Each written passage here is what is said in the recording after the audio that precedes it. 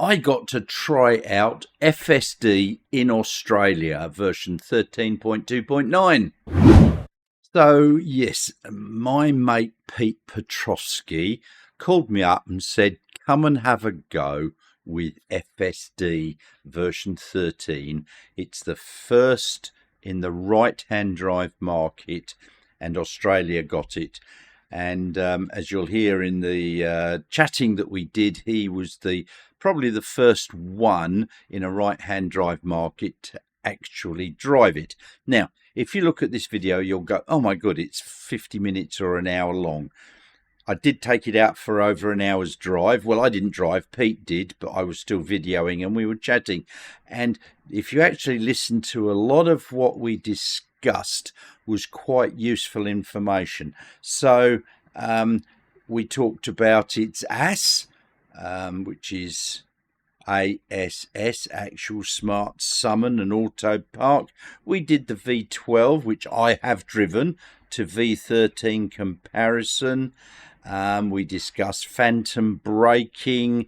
What else have we got here? A lot. Speed bump handling. It got a lane mixed up. It is a level 2 ADAS system after all. We discussed some bureaucracy. We were discussing how it was saving lives. We took it down a very chicane type road with some very tight turns. We did have one intervention, which was in the chicanes, and it was a safety intervention, not a desperate one. So, you know, how it showed traffic lights, still didn't get that quite right. And the overhead speed LED signs on the freeway or the motorway, how it picked those up but didn't display them. And so we discussed a lot. So I'm trying to put in chapters for each of these.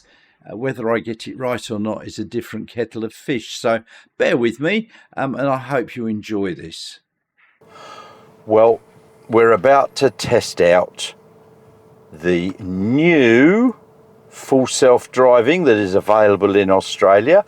It's still beta, it's still supervised, but we are here with my very good friend, Pete Petrovsky. So, g'day Nigel, thank you for taking the time to come and preview FSD Supervised in Perth, Western Australia.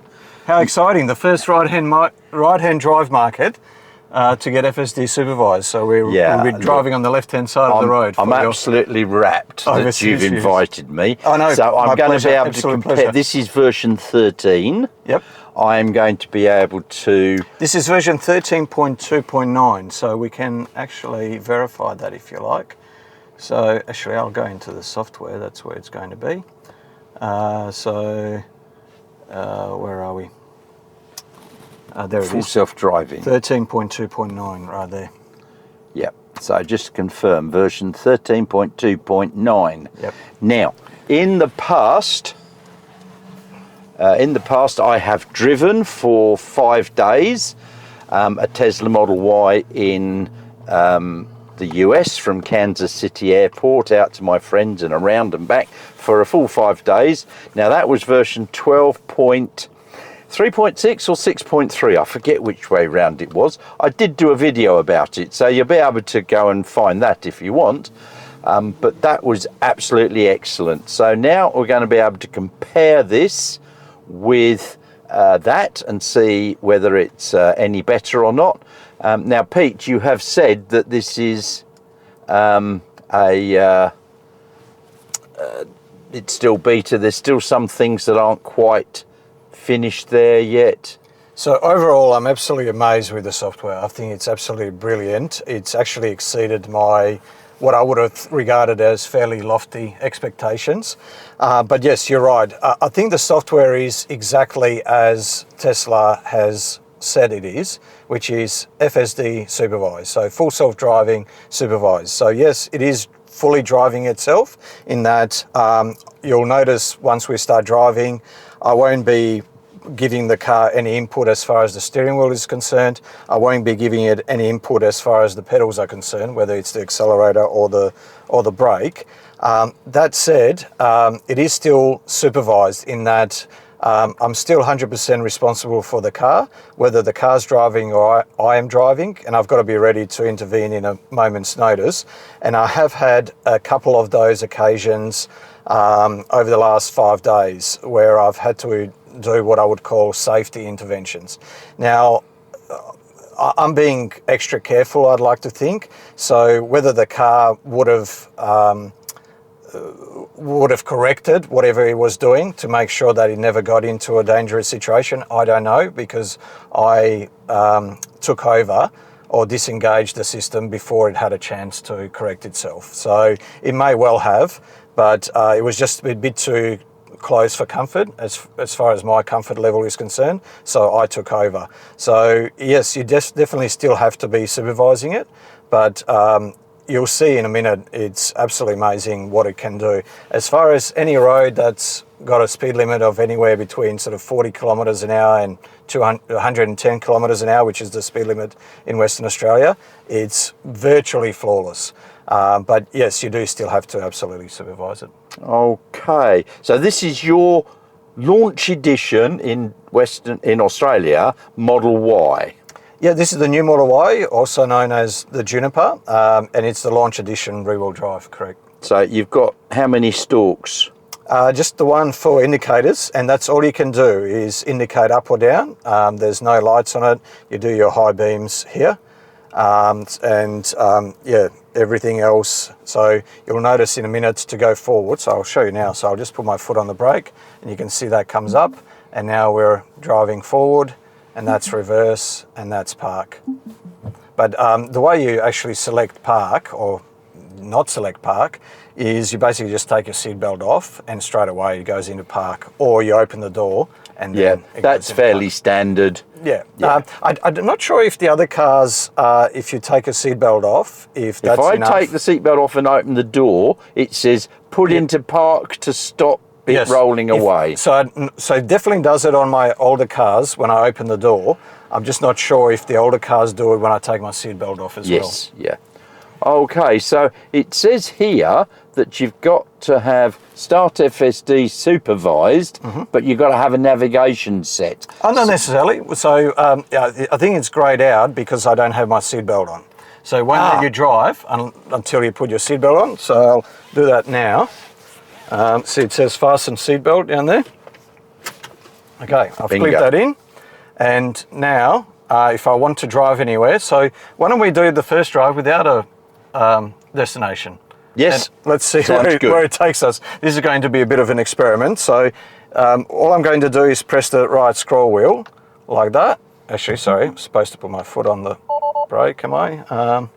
What am I doing wrong here? No, I think... We're in the car park. Yep. Oh, it's going. So here we go. Oh, well, this is what happens when you don't put a destination in. It's going down into the car park. It's going down into the car park. This is the Tesla showroom and service centre in Osborne Park. And yeah, it's not supposed to go down here. This is no way out. So I just gave it a bit of a horn because we're going around a blind corner there, which I think is the protocol here. But hopefully it's going to turn all the way around. Let me just see what this gentleman's doing. No, it's a lady. Sorry, I know we're not supposed to be here. All right. Okay, so now it's going to take us back the way we came, and we'll wait and see if it takes us out to the road, which is straight on the exit. Yeah. So we've got no destination set, so it's just taking us around somewhere nice. It looks like it is going to go straight on. So yeah, it's just going to start making random turns. Okay, so it's decided we're going to go left here. It's given way to that van. There's a motorbike in the other lane, and it's given them way as well and pulled into the middle lane. See that? That shows you that it's actually braking when you see those arrows. So you won't see it now, but that blue line, once the car's braking or regen braking, it will have arrows to indicate that it is slowing down. So we've got no idea where it wants to take us at the moment. Absolutely none. Best way to get to where you've never been before. I believe that you can give it a voice command and say, take me somewhere I've never been. Oh, okay. And I will end up at the gym. Right, gotcha. Well, let's try that. Navigate to somewhere where I have never been.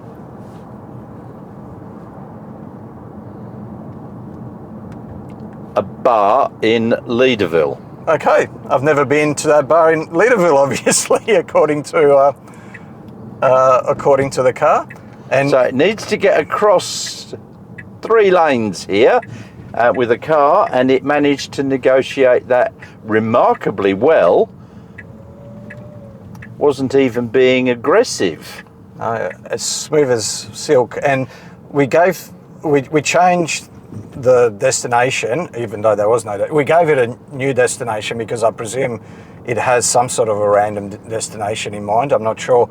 But we did that fairly late before it had to make that turn. And it negotiated it very nicely. Now, a couple of questions on this. It doesn't have a nice arse, does it? Well, that I mean ass, which is actual smart summon. I mean, its actual arse isn't too bad, but... Yeah, I'm quite fond of its arse. But yeah, no, as far as actual smart summon is concerned, not yet, not in this version. I wonder if we'll get it in version 14. So as I mentioned at the beginning, this is, so stop sign here, it's going to stop. This is version 13.2.9. So version 14, which we'll hopefully get maybe early October, in about 4 to 6 weeks. I'm hoping we'll have actual smart summon, but who knows? Right, and does it it's still got Autopark though? It does, yeah. It does. Parallel or perpendicular or on an angle. Yeah, it's been actually really good. I haven't had any issues with Autopark. It's been spot on every single time. And I've got to say, it does feel very natural, human-like. Yes, it's. Look, when I had version 12, if I want to make a comparison, I would say that version 12 was a little bit jerky, hesitant at times, but this, it's decided it's going and it will just go nice and smoothly. So it's quite amazing. From all the videos that I've watched in the US of people testing FSD supervised version 12, you're right. Every now and then it had some sort of jerky movements, whereas this may do a few sort of jerky movements here and there. Now, we had a car pull across in front of us. Mine, which is hardware 3, this is hardware 4, with enhanced autopilot, would have been slamming on the anchors for that. Exactly. And it didn't, so there's an improvement for a start. Absolutely. There's no shadow braking, there's no unnecessary braking.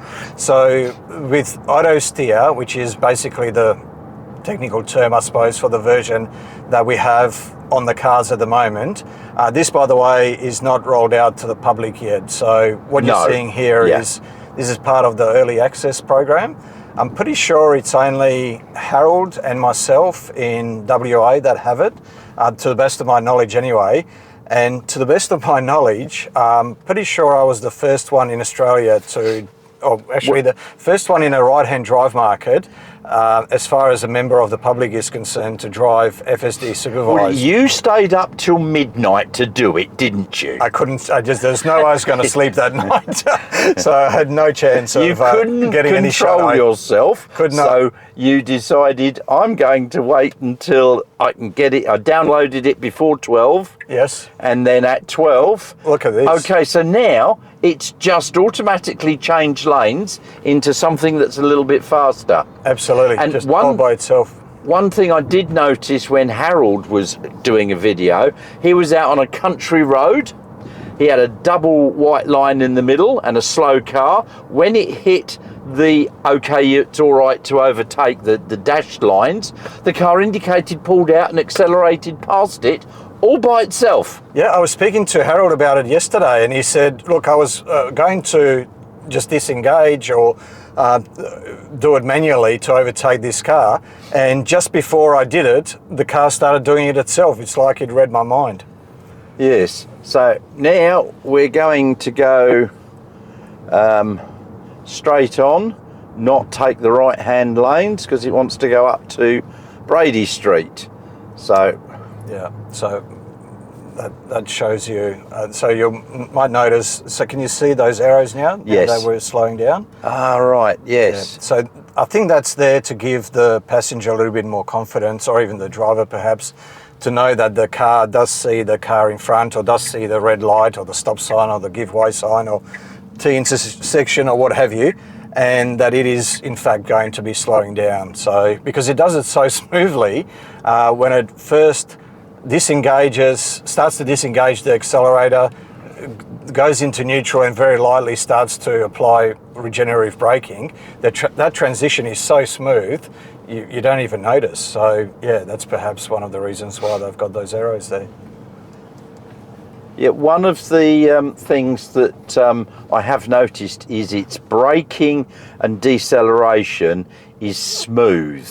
Very okay. smooth. Well, there's a little hump in it. Oh, that was quite a big hump. Yeah, it was quite a big speed hump. That was a good 40 so metres. it's just navigated around a roundabout quite happily. And yes, it's braking. I notice mine when I'm in traffic and you're coming up to traffic lights, you're going, come on, start to brake. Oh, there you are, you're braking a bit too late for my liking. You should have disengaged before. But this one is disengaging. Yeah. Now, the other interesting thing that I was wondering is, does it pick up these bumps? It does. Oh, look, it's slowing down for it. Yeah, it's slowed down. It's slowed down for that speed hump. Yeah, and the previous two as well. Yeah. So, yeah, it's just so fine, so gradual and so smooth, you don't even know half the time. That's amazing, because So now we're here's coming another up speed hump. and So- there it's slowing down. Yep. Because we have these speed humps in the road. Wow. Okay, so it's quite good. Mine doesn't do that. No. Mine just decides that if the speed limit's 50, it's going to try and take off over those large speed humps. Yeah, and get airborne. Yes. Not quite. But So I yes. usually disengage when it comes to Yeah, those. I did exactly the same. So this is amazing, and this is not the one that they're going to be using on Robotaxi. Yeah, so the Robotaxi's got version 14, I'm pretty sure, and that's Yes. the version that will hopefully get upgraded to in hopefully 4 to 6 weeks' time or so. Now this is the world's biggest speed hump. Did you see that? That's about 6 meters Yeah.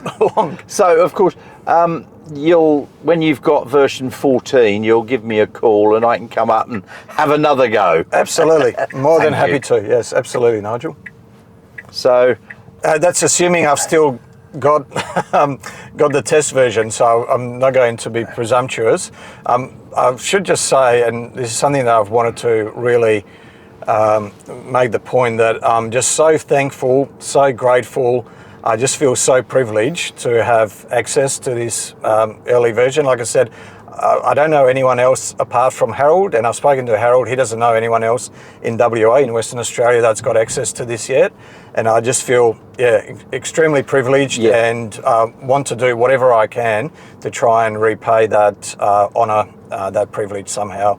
Doing a video with you is... And I want to say thank you so much. I feel privileged and honoured that you called me to come and witness this. No, absolutely.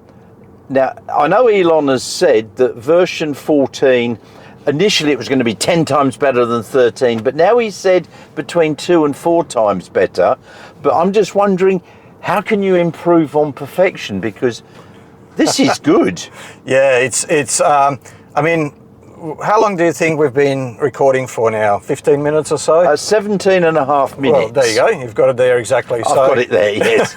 So in 17 and a half minutes, it hasn't put a single foot wrong No, as yet. you haven't intervened And I have not touched. So I keep my hands very close to the steering wheel. Yes, I am. I even have my thumb. So see how it braked a little bit for that cyclist? Yes. So yeah, it is. Now that car going across there, enhanced autopilot would have slammed on the anchors. Oh, absolutely. Yeah. Yeah, absolutely. Yeah. So, yeah, look, I mean, he is keeping his hands right by the steering wheel. I'm actually touching it, but, very softly. So I'm literally just making Does it give you the nag that No. you have to jiggle it? No, not at all. So all those steering wheel nags are gone. So here we are. So we must be at the bar in Leaderville. Oh, my God. And look. It is. Yeah. That's what it said And take us there's to. there's the bar there. Neighbour, whatever bar. Yeah. Wow. And pull over. Now we can get out and go to the bar and have a drink. No. Should we put another? Should we keep making it random? Should we say? Let's have another random one. Yeah, okay. Yes. Navigate to somewhere where I've never been before.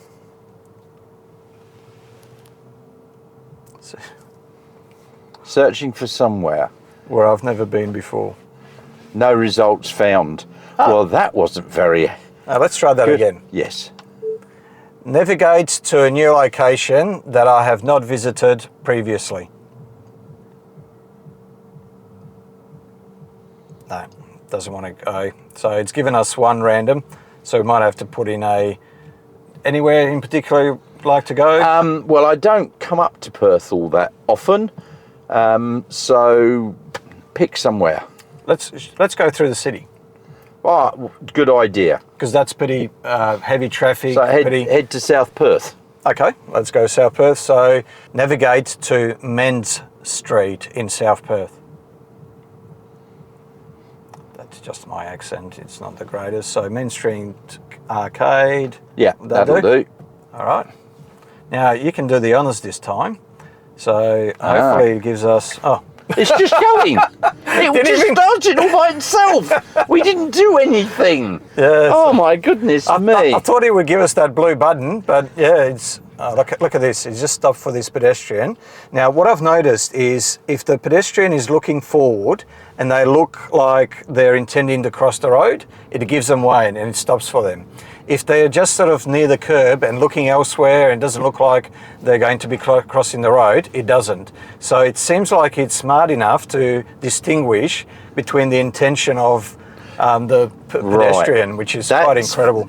But it can see whether they're looking to cross the road or if they're just looking the other way or going straight on. Correct, yeah. I've really noticed that, and it hasn't made a liar out of me as yet. So in each occasion that we've had a pedestrian that, to a human at least, looked like they were going to cross the road, it's given them away. And a number of occasions where they were near the curb, not looking like they wanted to cross right there and then, or it looked like they were giving us way, so it looked like they were just sort of looking around, not necessarily expecting to cross the road. That's the third juniper, by the way, I've seen on this trip already. Yes. Great to see him. Saw a white one there before. Yeah, it seems to distinguish between the intentions of the pedestrians. It must be, the video cameras must be looking at the pedestrian's head to see which way it's swiveled and how intense they seem. That's quite amazing. Well, as I said, so far I am suitably impressed. We've been driving around for over 20 minutes and in some awkward traffic, and not once has Pete had to intervene. Zero interventions. So whether safety interventions or just convenience interventions, as you may call them. Now we're coming up to enter onto the freeway, which the speed limit here is, I think it's 100. It's 100. And it goes down to 80 Correct. down up there. Yeah. So it's picked up that it's 100. It's going 85 at the moment because that's probably appropriate for the conditions. And this is an exit lane, so it's got to get over. It knows that because we're going straight on. Now, I would have been going, so I've just put the indicator, oh no, sorry, my fault, sorry FSD, you've got this. Oh no, sorry, it doesn't have it. It probably should have been in those right two lanes there. So okay, it's made a boo-boo. Oh, has it? Or is it just navigating to go around another? No, it should be up on the thing. It's realised it's made a boo-boo. So either it's made, as you said, it's made an error, or it's just decided that there was too much traffic and wasn't safe to merge, so it's decided to go a different way. Going up a different way. So it does do that. I've seen that on some of the US videos where, and the Robotaxi does that as well, where it's not, it just looks like it can't perform whatever it wants to perform, whatever maneuver it wants to do. If it looks like it can't do that safely enough, it'll just abort it and look for a different route. And it knew that it could come off the freeway and then rejoin it up here. So, or it could have just re-navigated. I don't think it re-navigated, but it could have just been re-navigating, thinking that this was a quicker way. There was the freeway that went off around to the right, and it had that illuminated, and it couldn't get across because of the traffic. So it's come down here to rejoin the freeway up here. Yes. I mean, you or I would probably have gone, nah, indicate and pull in front of someone. Yeah, exactly. That's what a human would do. Yes. And now in the US, pretty sure they have chill, it's not standard, average, so chill, average, or assertive. I think they've got 3 settings. It used to be... Yes, it made it across. That was a little bit... a little bit jerky. Yes, yeah, so it looked like it wasn't car sure. behind. Yeah, it looked like it wasn't sure. It looked like it did it on a... So tried it once and then tried it again. So yeah, that wasn't ideal. Still safe, but not ideal. Not ideal, no. That was very similar to the one safety intervention that I had to do on version 12, where it was doing that, but instead of going off or going straight on, it just kept heading to the thing there, the safety barrier. Right. And right at the last minute, I did have to pull it off. Right. Okay. No worries. I was not happy. It was the white line was down the middle of the car. Yep. I understand. So this is an interesting way to get to South Perth. Well, yes, it couldn't get over, so it's come off and it'll go around. Yeah, it's interesting though, because we tested this yesterday. I did a 3-hour test drive with Gareth, and we went across there a couple of times at 5:15 p.m. So pretty much at peak traffic time, and it got over 6 lanes or 5 lanes or what have you, and did whatever it needed to do to get over. So yeah, not as aggressive today. Okay, so now it's in the left turn lane. So I might. Oh no. Yeah. So I was going to just disengage then. You were, because it had the indicator going right, and we were in a left turn only lane. Yes. So, but all I did was just press the indicator left, and it did end up changing. Yes. So, all right. Well, shall we end the trip? Oh yeah, happy to. Yep. Oh! Don't hit it. Ooh, it didn't. That was close. So the only intervention I had to do so far is put the indicator on. Yes, when it was in a left turn lane only and it was indicating right. Yes, correct. So, and I didn't have to do that once in the 3-hour drive yesterday.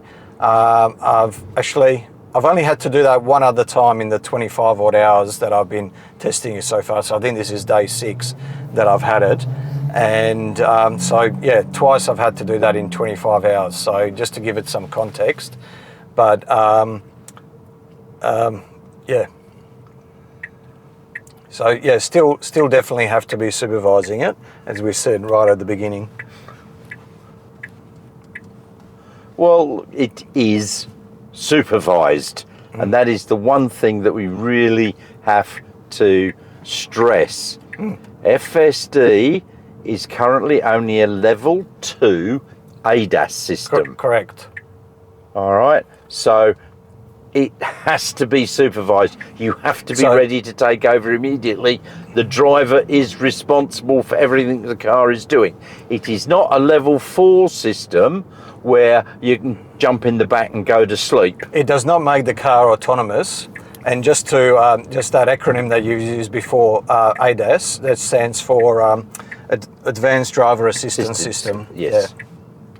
So, it is only level 2. That's what it is in Australia at the moment. Correct. Now, it could probably be a level 3. At a stretch, maybe. But you need to be in control at all times and ready to take over. So level 4 will be where it's able to drive in virtually all situations, but a driver has to still be ready to sit in the passenger seat and take over in certain situations. And level 5 is where you can go to sleep in the back seat. So we're nowhere near that level as yet, as far as this system is concerned. We're not far off, mind you, but in the US, it's effectively level 4 already. The Robotaxi is effectively level 4. As far as the regulations are concerned, we're nowhere near that at this stage. The NTC, which is the federal government's body that's been charged with making all the legislation uniform across all the states and territories in Australia, they've got a timeline of making recommendations to the states by the end of 2026, which I think is a good 12 to 18 months behind where the technology is at the moment. So I think they need to get a hurry on. They've been on it for about 4 or 5 years already, and apart from a few videos, I haven't seen too much progress. And yes, there's been some videos, there's been some there's been some industry consultation, there's been lots of talk, but nothing concrete, no recommendations as yet. Look, it's bureaucracy. They move slowly. You see, this system of self-driving has literally really hit. It's the silly GoPro. It's 21 degrees. Yes. And it's turned off because it's overheated. It's such poor technology. I'm just wondering if mine is still recording. Yes, it is. That's frustrating. So, as I said, bureaucracy seems to have fallen a little bit behind the automated driving, because this has progressed at such a rapid rate that the people can't keep up with it in the legislation, and they don't know what they need to legislate for. Yeah, it's and they're only going to be caught further behind. And we saw from that Freedom of Information request, the text of the emails between some of the departments, it seemed like they were caught off guard by how quickly Tesla was ready to introduce FSD Supervised in Australia, which was back in June. And the thing is that it's human nature. So whenever we forecast something, we unconsciously tend to do it along a linear curve, but this is moving at an exponential rate, and the advancements in FSD are moving at an exponential rate, and we're at the bottom of that hockey stick part of the exponential curve, which is where for a long time nothing happens, and then it's all at once, and we're about to start climbing almost vertically up. So it's going to start improving at a incredibly fast pace, and I think we'll be at least 12 to 18 months, if not longer, behind as far as the Australian regulations are concerned. Well, I would say probably even longer than that, because look, this is pretty much there. Version 14 will just about be there, and I reckon version 15 will be full level 5 autonomy. Yeah, it'll probably be ready. You're absolutely right. It'll probably be ready for that level of autonomy, and that could happen before Christmas. Yeah, I don't think. Well, obviously the regulations aren't going to be even. No. Even the recommendations are to come out 12 months after that, and those are just recommendations because the NTC can't themselves enact laws. That's up to the states to do. So, it's a real shame because I really believe that it could potentially cost Australian lives, and all those lives, potentially lost. Would have been preventable had we had the regulation keep up with the technology. I totally agree. I mean, this, which is only version 13, has been as smooth as silk and almost better than any human driver because it was safer. Instead of, like you or me, we would have forced our way across on the freeway. Correct. It decided there was too many vehicles there. We will just wait and go a different way. And as I said, so in the US, they've got 3 levels of how conservative or how aggressive the software is. This doesn't have it. This doesn't have it. So I'm not sure whether we've just been preset at the chill level or at the average level or somewhere between chill and average. I don't know.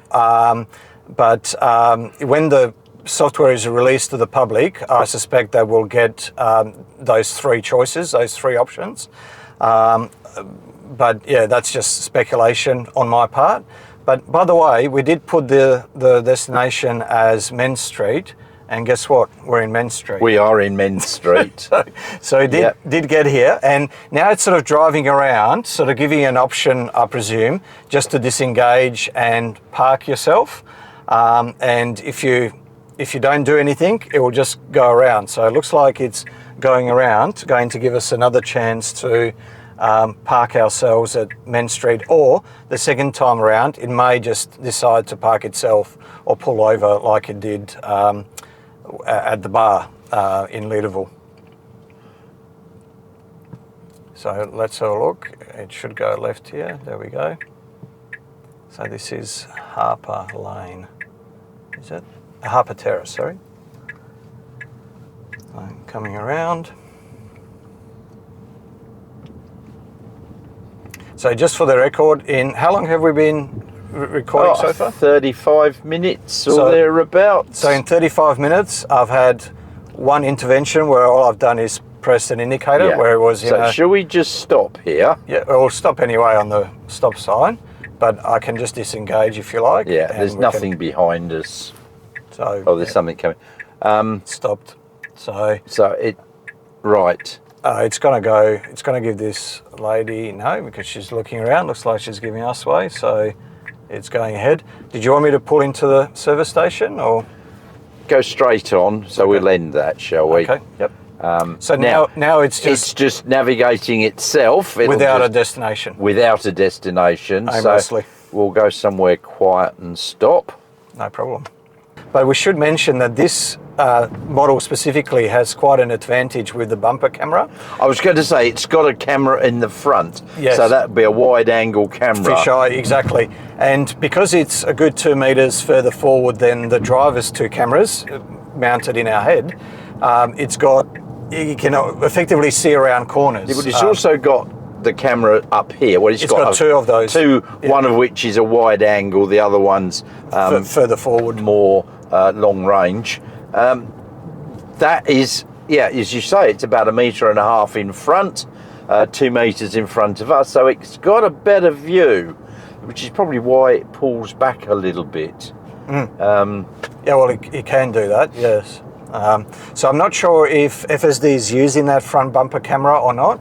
I've noticed that Tesla is now delivering Model 3s in Shanghai with the front bumper camera, the Highlands, and the Cybertruck has it, the S and the X I'm pretty sure have it.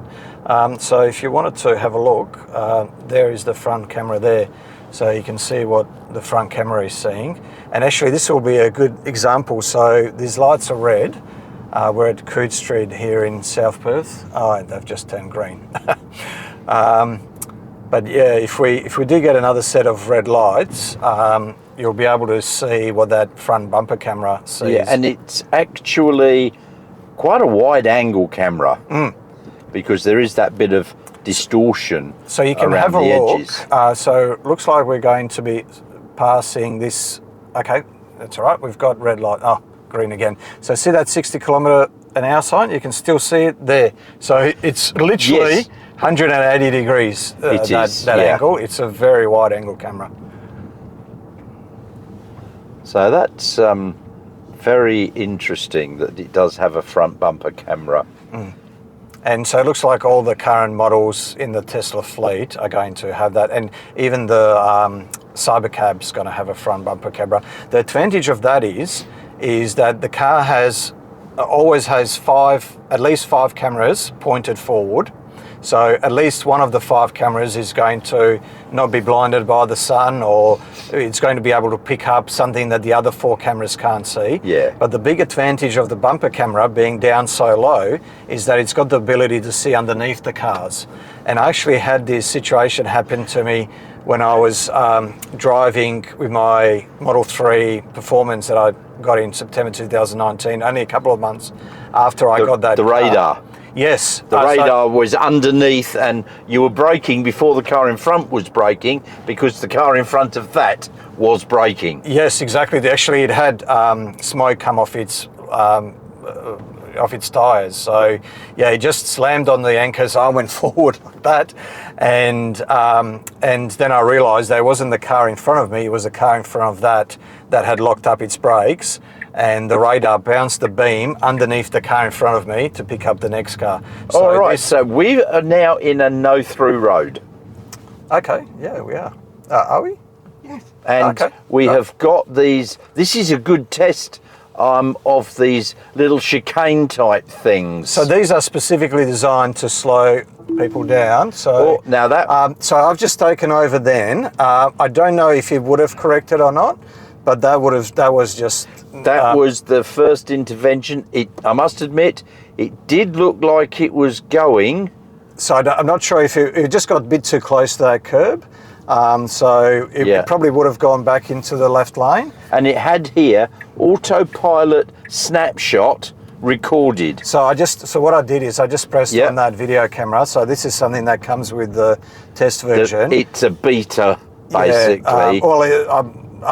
It comes with this version. I'm not sure if it will be on the public versions. I presume it will be while it's in beta. But that enables you to press that video camera and just let Tesla know. When I was using version 12 in America, then and I intervened, it came up and said, why did you intervene? And you recorded a message. Yes. And yes. I mean, sometimes I was going, well, it wanted to try and kill me. And then I would go, no, it's my fault. Or, well, it was in the wrong lane. It was in a left turn lane. And it was only a short 5-second voice recording that was then sent to Tesla. So I'm just going to show you quickly. So I'm just driving at the moment, and I'm just going to enable it, just pressing that. And the reason why I wanted to show you something is there's a cyclist bike in front. Mr. Bike Man. And and there's a pothole, which is... And it managed to hit the pothole. Oh, just the edge of it. Yes, it doesn't go around potholes. It does seem to go around debris on the road, like branches and etc. But let me see if it was wanted to go left. So it wanted to go right. So I've just overridden it. Oh, he's going to get away from us. You can't. It's stuck. It's come to a dead end. Yeah. So there we go. Let me just reverse out manually. It's an odd sensation now having to drive. It's amazing once you get used to it. Look, I mean, I've got EAP or Enhanced Autopilot on mine. Actually, let me show you something which is unique to the Juniper and the Highland, so which won't be on your car. So I'll just reverse. So you saw that I swiped down to go into reverse. And all I'm going to do is press the brake and swing the steering wheel around, and it already knows that it should be in drive. And I actually got a bit close to that curb. So once again, all I do is just stop, swing the steering wheel around and it automatically goes into drive. So you don't even have to swipe up or down. Okay, so can we put it into auto drive again? Because we're going down all these chicanes. Let's see, now it's got a... oh yeah, this is quite tight. It's a little bit jerky. A little bit hesitant there. So what's it going to do here? Yep, it got around that. It always seems to get around it, but yes, it looked like the other time when you intervened, it was going to go the wrong side. Yeah, either go the wrong side or anyway, so it started going towards the curb it side. Stopped, but it's not quite up to the line. And whoa, it accelerated fast then, it had to. Yes, so I did actually give it a little bit, pressed accelerator a little bit then, but only just feathered it, but that was enough to tell it that it needed to get a move on, which it did.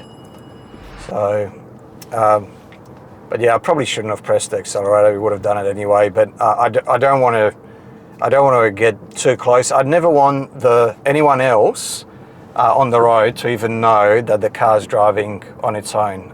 You should put L plates up. Should do. So when I intervene, I always intervene so that as far as everyone else is concerned, there's nothing unusual that the car is doing. So yeah, so that person in the other car that would have been in their rights to maybe flash their lights at me or what have you and say, hang on, you've pulled out a little bit too close to me. So hence why I just feathered the accelerator. I actually don't even know whether I pressed it hard enough and whether it actually took any of my input into account or whether it just did that all on its own. But yeah, I barely touched it. So as I said, we've been going 3/4 of an hour. I probably won't use the whole thing and put it all up. Sure. But yeah, 3/4 of an hour in, just over, and you've had one intervention that, yeah, I would agree, it looked like it was on the chicane road, and it did look like it was... I see there's a fallen down cone there, traffic cone. And it moved around it. Yeah, it's just not like the driver in front of us who sort of went around like that. This did a lot more smoothly. Yeah. So you've had one major intervention because it did look like it was going the wrong way. I would count that as a safety intervention. So it just got too close to that curb. You then hit that and it recorded it, so it'll then be sent to Tesla to analyse and go, okay. And improve. The important thing to say is this is probably the worst that this software will ever be, because it's only going to improve from here. Now, granted, we could have a situation where it's one step back, two steps forward, but I know it does that sometimes with the high beams or with the windscreen wipers. But as far as FSD is concerned, it seems to always be improving. So, version 13 is just so much better than version 12 from what I can tell as far as the videos in the US are concerned. But yes, let's do another video once version 14 drops. So as I said, I've driven version 12 in the US. Yes. And okay, that was the first time I'd driven FSD supervised. How long ago was that, Nigel? That was July last year, so 13, 14 months ago. Understood. And as I said, that was the first time I'd been in an FSD supervised car. And it just blew my mind back then. As I said, I had one major safety intervention and a couple of other odd little interventions. So I was just blown away. And then I wanted it here, of course, didn't I? So interesting. So the lights turned amber or orange and the car knew to slow down. If those lights would have turned orange and we would have been a bit closer, it would have just kept going, just like a human driver would naturally do. So this is what I mean. So I'll just press the accelerator a little bit. I like to be a little bit closer. so that we can see past that car a little bit easier. Yeah, but its front camera, if it's using it, can see. Correct, yeah. So that front camera would be able to see. This one, we're on a bit of an angle. So you can have a look here now. So you can see that wide car. I mean, that's quite wide. And I'm pretty sure if you go into the service mode or if you go into a camera calibration, you can actually see a wider view. So because that's just the front view, we might even be able to find it. So I'm pretty sure it's in service. Oh, sorry, you actually have to be in park to do that. But there we go. Well, when we get somewhere and it's parked, which will be back at the Tesla service centre. Yeah, we can have another look at just how wide that front camera is. So this is a on-ramp in South Perth onto the freeway. Beautiful views of our beautiful city. Beautiful Swan River with black swans. Not too many places in the world that you get black swans. Hence the term a black swan event. So it's changing lanes. It says it can pick up those electronic or digital speed signs. Does it actually pick them up? It does, yeah, every time. I've not had a single situation where it hasn't correctly picked up the speed limit from those. But those are those displays. Correct. But it also knows that this is an 80 zone. Yeah, well, yes, but those digital signs can change, so they can make this into a 60 zone because they're dynamically. At the moment it's an 80, but yeah, I don't think there's any more of the digital ones this way. We'd have to go back onto Freeway South to pick up more of those. But yes, I've been here in traffic where it's been 60, and as far as the maps are concerned, this is 80, but it's picked it up as 60 and it's slowed down to 60. So it amazing. Does see the... because one of the things that they said on the Toka was, no, it doesn't pick it up. Definitely picks it up. So I can definitely say it definitely picks it up. Yeah, so I've been in the car when, like I said, those lights were 60 and it dropped to 60 kilometres an hour. And it showed the speed limit as 60 rather than 80. Oh, that is good to know. So it's got a few good things. There's still a couple of things that aren't any good about it, like it doesn't have a nice ass. No, it has no ass. It's arseless. Yes. So no actual smart summon. Yes, you got to love Elon. And his acronyms. Ass. Yes, actual smart summon. Or sexy cars. Yes. So we're on in the proper right. We're in the proper lane, and I was going to say we proper will, right lane, but proper left lane. Yes, we will have to go in, change to the left-hand lane because we got an add-in.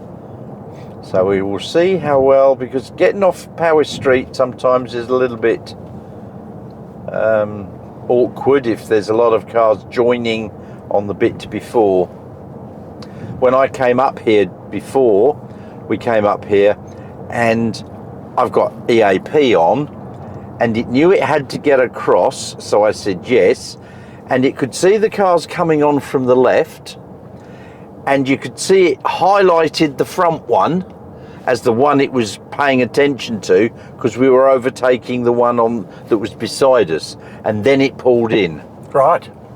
Or allowed the car in front to join, and the other one it got in front so it could join behind. And I was just looking at the screen going, wow, it knows what it's supposed to be doing. So we're in the 80 zone now, and there's a 100 kilometre speed sign coming up. There it is there. And it's going to pick that one up. And there's one on the left-hand side, and this will jump to 100. But this is in the maps as well. Yeah, and also, so here we go. That 100. Yes. And now that is a road sign. Yes, that's a road sign. It's not a digital one. Digital LED sign. Correct. Yep. It doesn't render them, so it won't render the speed. No. It will just pick them up as red lights. But it does change the speed limit. So I think it's just a rendering issue, an imaging issue, rather than the software actually knowing that it should be dropping the speed. So yeah, I think it's just like I said, I think it's just a rendering issue. Now it should be moving over to the right hand lane, and guess what? It's just read your mind. It did. I'm thinking. It's often now you got to get into the right hand. And cleaning the cameras. Thank you. Did a quick camera clean with the windscreen wipers. The interesting thing here is it's still getting confused.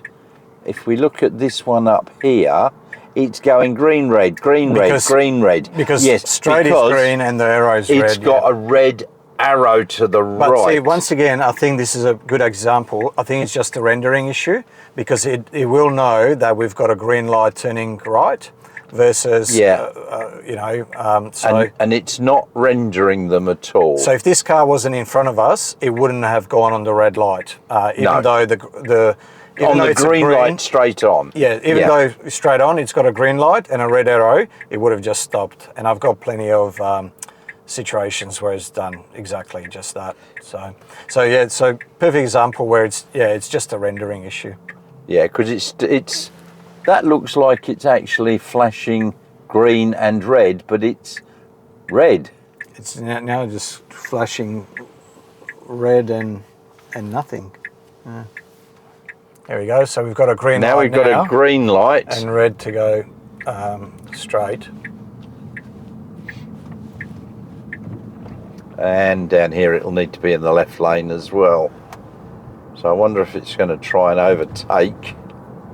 It's got about 800 metres to get into the left lane. So it doesn't seem to do it, early. It seems to do it within a couple of 100 metres of the turn. But all that can be obviously fine-tuned. So these two cars are going to be slowing down because that guy's turning left. Okay, so lights have turned orange, had plenty of time, so it's stopped. Now these... Sorry, it's 300 metres. Yeah, so these are now rendering red. Although they're rendering nothing at the moment. Red, there we go. There you have it. FSD in a right-hand drive market. As I said, we did discuss quite a lot of things, which I think were very interesting. They've covered a lot of points and questions that I've been asked about it. So I think if you didn't watch it all, go back and have a watch, because there is quite a bit of information there. So thank you so much for watching. Now, there's that old like and subscribe button below. Thank you so much for doing that. Liking the video does get it promoted. Subscribing does help, and it costs you nothing. So pretty please. And if you would like to help in other ways, there's my Ko-fi page link in the description below. So go and check that out, because there are some odd videos put up there. So thank you so much for watching, and I'll see you all very soon.